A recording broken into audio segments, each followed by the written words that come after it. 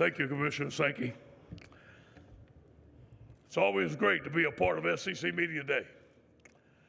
I'm proud to have Rashard Lawrence, Devin White, Foster Morrow, three outstanding football players on our football team, three outstanding leaders, and three great football players.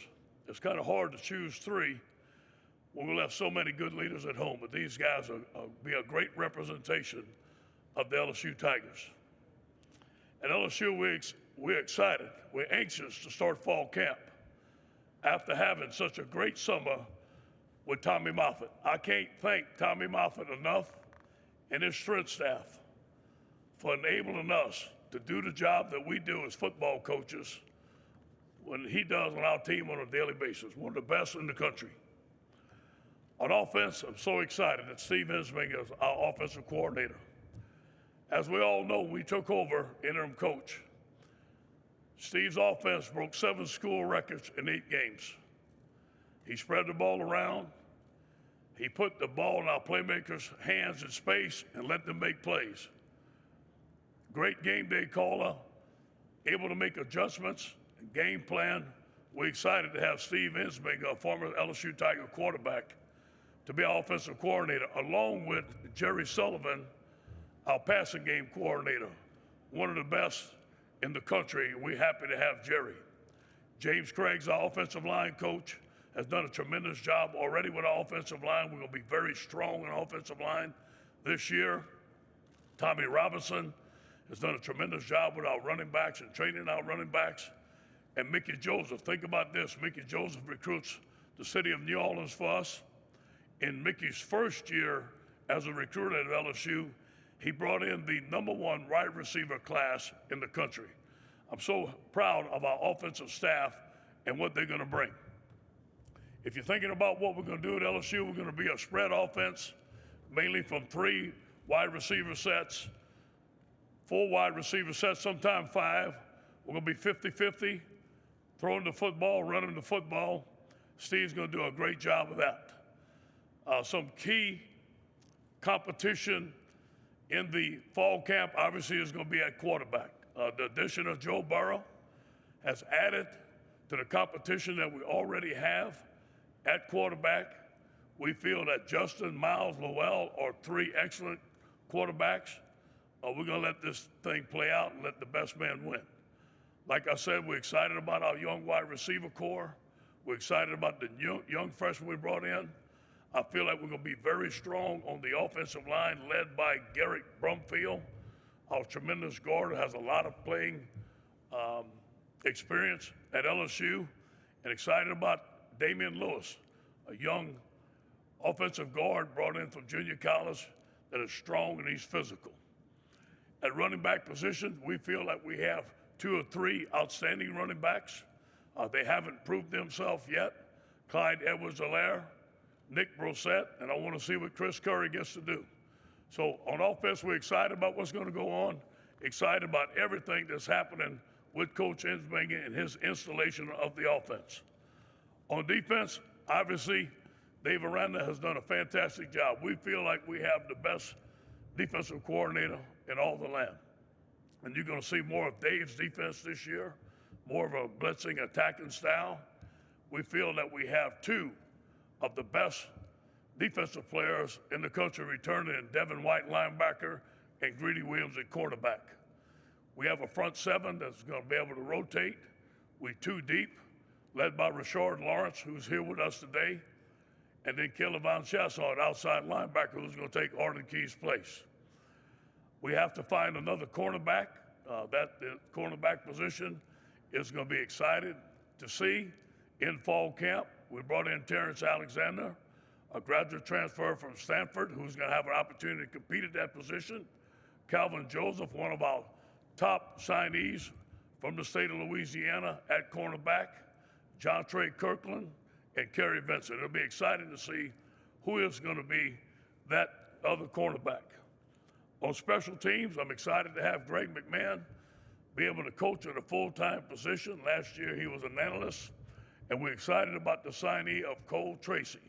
We feel that Cole's the best graduate transfer kicker that we can get out there. We're excited to see him in camp and see what he can do for us and earn the starting spot at the kicker. Our 2000 recruiting class right now is very strong. I've stated several times that this is the best recruiting class in the state of Louisiana over several years. We have some very strong commitments in our class right now that's filling some important needs. One of the best things about this class is that we have young men from the state of Louisiana that are helping us recruit this class to make it very strong. We know that we have to finish very strong. We're excited about the direction that the recruiting's going for this class and the 2020 class. Any questions? Thank you, Coach. If you have a question, please raise your hand. We have Victoria, Amanda, and Jean Louise that will get some microphones too. Okay, we'll start here in the center section. Please stand and give your name and affiliation. Edgar? Yeah, Coach, Edgar Thompson with the Orlando Sentinel. Do you feel like the intensity of the Florida-LSU rivalry has really picked up in these last couple years since the Hurricane Matthew fallout, the goal line stand, the 1-point game? I mean, do you feel like it's kind of at its peak right now? Well, from what I know, and me being from Louisiana and my history with LSU, it's always been an intense rivalry. So whether it's intense or not because of those circumstances, I can't say. But I'll tell you what, it's about as intense a rivalry we have, and we respect the University of Florida, and we look forward to going and play a very good Florida team at Gainesville again this year. Hey, Coach, we'll go right here in the front and the left. Ron? Yeah, RonHigginsNoel.com. Ed, do you feel like you're more settled this year? I mean, this is your staff. You've hired 8 of 10 coaches. You've had 2 recruiting classes. Do you feel like there's not a lot of guesswork on your part going in? No question, Ron. It's a good point. We have the staff that we're going to go to battle with. I trust these guys. I've known Steve Ensminger since 1979. Obviously, Dave Aranda is very well proven, can be a coach at any level. And Greg McMahon is one of my best friends in coaching. So along with them and the great assistants we've had, one guy I didn't mention on defense is Bill Bush. He's been a 5-star coach for us. He's done a tremendous job of recruiting. It allows Corey to coach the cornerbacks, and those guys can share the nickel position. So we're more equipped to be able to compete in the SEC. We have 10 analysts this year as opposed to 5, so we're giving our coaches more information, our players more information earlier during the week. So yes, I feel more comfortable, and I love coaching at LSU. Coach, we'll go in the center aisle, just to our right on out.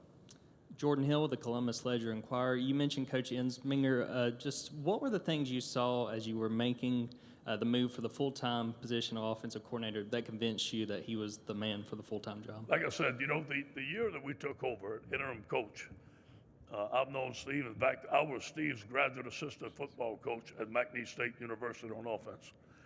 And I've known his ability to lead an offense, his structure, his communication to the players, and the respect that he has.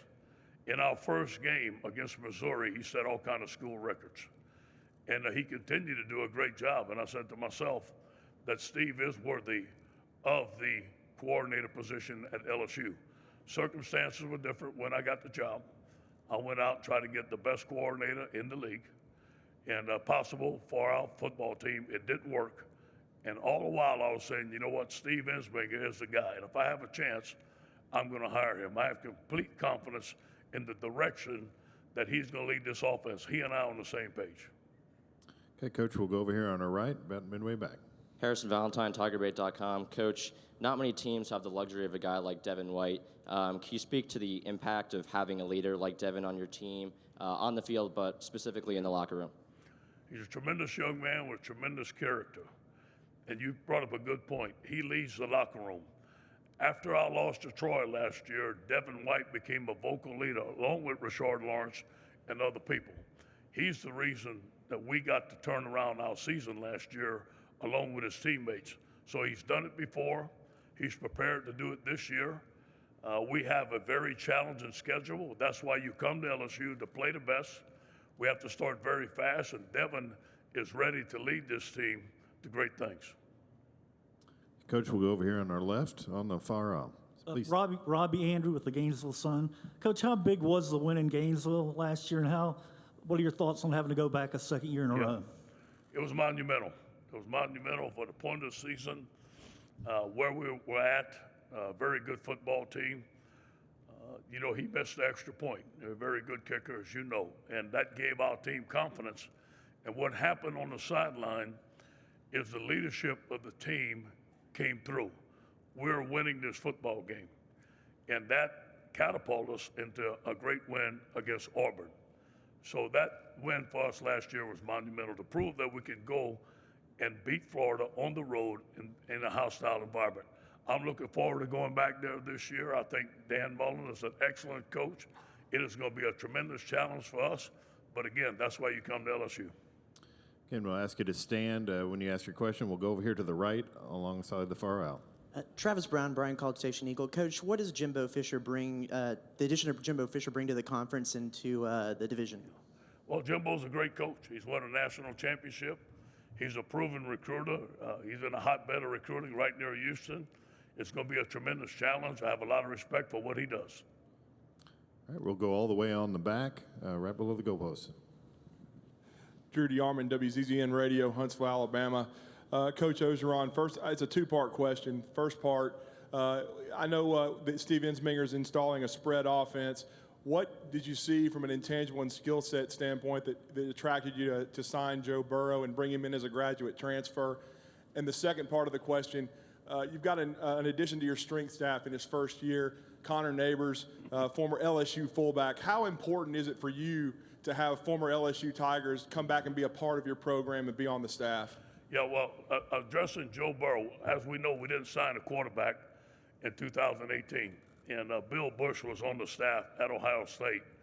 And when Joe Burrow's name came up, Bill gave him an outstanding recommendation. And as we researched, Joe was exactly the type of quarterback that we felt that could come in and compete at LSU. So those things were very important to us in the recruitment of Joe Burrow. As far as Connor Neighbors, I'd like to have 100 Connor Neighbors. I think that he is an outstanding young man. It's important that all the ex-LSU football players come back. They bleed the purple and gold. This is their university. We represent them. Connor brings a tremendous amount of energy, a tremendous amount of knowledge to our staff, and he's very well respected. Okay, Coach, we'll go over here on the right side, midway back. Yes, Coach. Dwayne Rankin, Montgomery Advertiser. Obviously, LSU's dropped 6 in a row to Alabama. You've been part of the last 2. What have you gained from the previous 2 years that gives you confidence when they come back to Baton Rouge, you guys have a chance of winning? Yeah, I think each game is different. I think when you look at that first game, it was 0-0 going into the fourth quarter, and we toe-to-toe with them. Their quarterback made some very good plays. You got to give him credit. They hung in there. We didn't finish the game. I think if you look at last year's game at Alabama, it was a physical contest. We felt that we can handle them physically and compete with them. And that was the first time I think our players felt that in a while. We missed some plays. We had DJ Chark open. We didn't hit him. Their passing game gave us problems. And their quarterback made plays, and we didn't. Give Coach Saban and his staff the credit. They won the football game. Almost is not good enough against Alabama.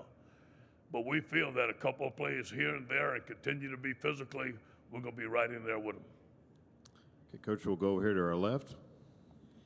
Gary Smith's Florida Times Union. Coach, Commissioner Sankey said earlier today that because of the prospect of legalized sports gambling, that in the future SEC coaches may have to come up, or the conference may have to come up with a uniform injury reporting system, or at the very least an availability report. Do you think the coaches will eventually have to accept more of a standardized injury reporting system? You know, that's what they have in the NFL, obviously. And, you know, that's out of my wheelhouse. I mean, if that's something that we have to do, I'll comply with it. But I have a lot of other things to think about than that right now. Okay, we'll go all the way to the back on the left.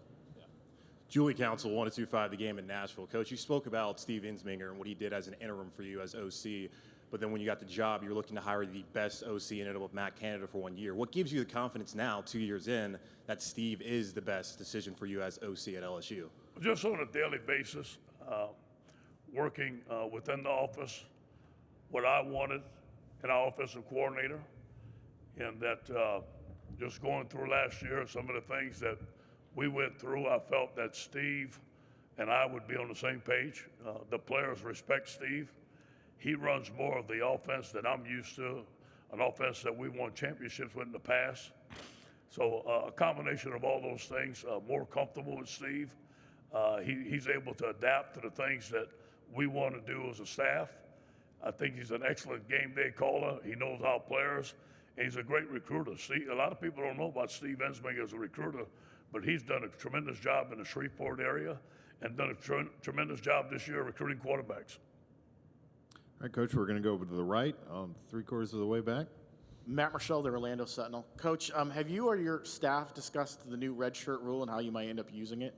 Yeah, we obviously every player is different, especially when they come in. Their maturity level is different.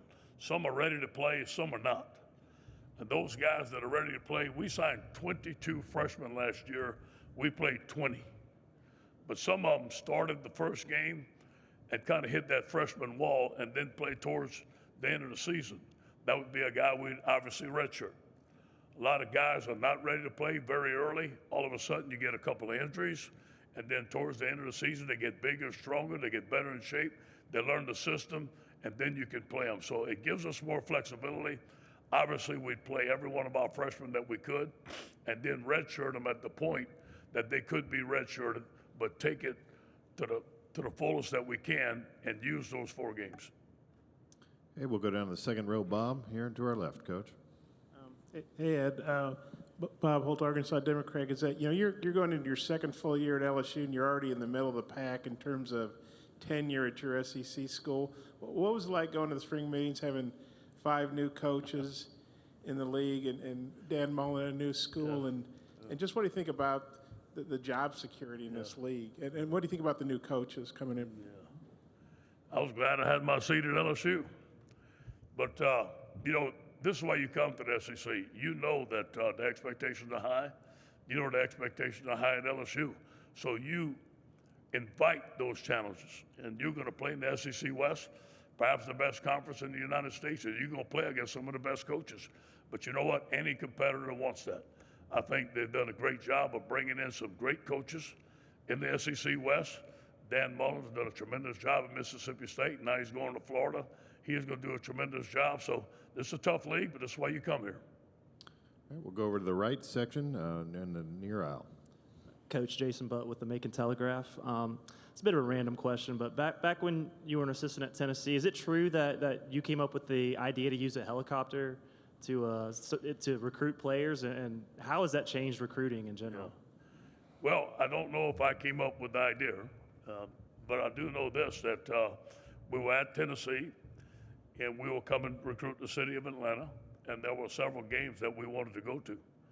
And the only way to get to it was by helicopter, so that's the reason we did it. Now, it was a big deal.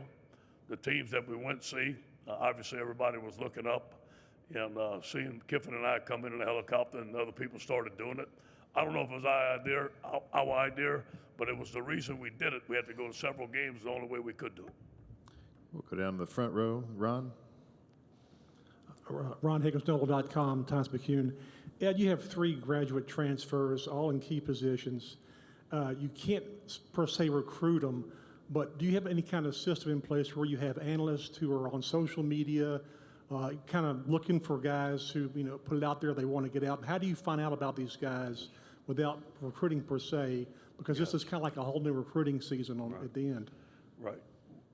As soon as we had an opportunity, we had 2 scholarships left, and we could have signed some young men, but they didn't fit the bill. They didn't fit the position that we needed. So as soon as we had those 2 scholarships left, we immediately started looking for graduate transfers at quarterback and cornerback. Now, you get on social media, you get out there, you listen to what things are going on. This may come available, this can't.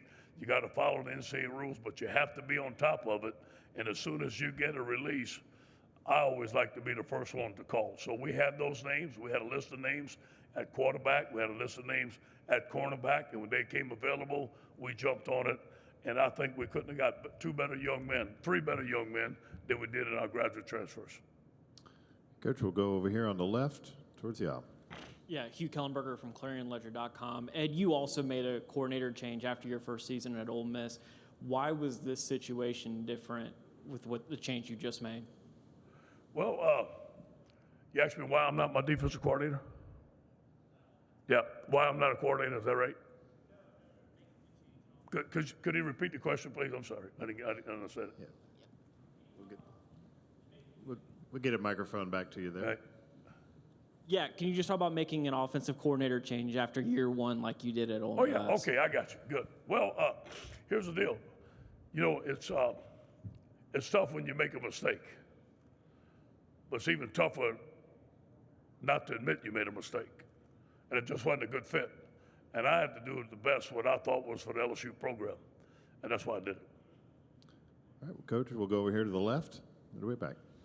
Mike Griffith, Cox Media Group, Dog Nation. Coach, obviously Georgia hasn't played LSU in quite a while. For the Georgia fans that are going to be traveling down there, and there's going to be a lot of them, what would you tell them that they should expect at Tiger Stadium, and what would you say about that environment there right now? You know, obviously, Kirby's done a great job with the Georgia Bulldogs. Tremendous team last year, tremendous recruiting classes. They're going to be a very tough opponent to play. But that night, Tiger Stadium is going to be alive. It's going to be loud. There'll be a lot of tailgating.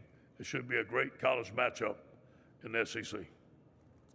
Coach, we'll go all the way to the back on this left side. Hey, Coach. Steve Moulton, WZZN out of Huntsville, Alabama. I know you mentioned the quarterback competition, but that first game out of the gate with Miami, could you see this quarterback competition going into that game? Yeah. That's a good question. We would like it to be settled in fall camp. And we don't know if it's going to be or not, but we're going to have to name a starting quarterback. Now, there could be a possibility, we don't want to do this, where we would play two quarterbacks if it's not settled or if it's even close. We don't see that happening, but if we have to do it, we can. All right, we have time for a couple more. We'll start up here in the center.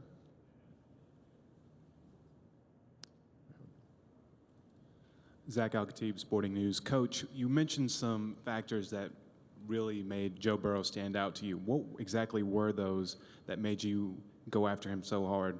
And what does he bring to the quarterback competition at LSU? We had an advantage. Bill Bush was on the staff at Ohio State with Joe. And Bill gave us an advanced scouting report with Joe Burrow. And he was exactly right. We've known Joe's dad for a while as a coach. Jimmy's been a coach for a long time, a very respected coach. He comes from a very respected family. But it wasn't until we met Joe, we went out to dinner the first night, and then the next day we may have had a 3.5 to 4 hour meeting on football, and Joe was excellent in there. And I think it's the first time his dad had heard him talk football. Steve was running the meeting, obviously, and going through some plays with Joe, some installations that we do, some things that he did at Ohio State, and he was excellent. And we felt that his knowledge of the game, his ability to run the offense, he could be a pro quarterback. He can run the football, extend plays to the feet if he has to. He's very tough. He's a leader. And overall, he's very smart, throws an anticipation and accuracy. We felt that he would add to the quarterback competition that we already have. Okay, we have time for two more. We'll start over here on the left. Ed, Andrew Lopez, NOLA.com, Times-Picayune. Rashard, healthy now. What does he do to the defense when he's got two healthy ankles? Yeah, he's a difference maker, obviously. He's a leader. He leads by example. He plays with great technique. Rashard plays that 4 technique taught by Pete Jenkins. Excellent, best I've ever seen. We feel that we're going to put him in some 3 technique, let him get up the field and be more disruptive and be even more of a dominant player this year. All right, we'll take one final question to our right here, third row.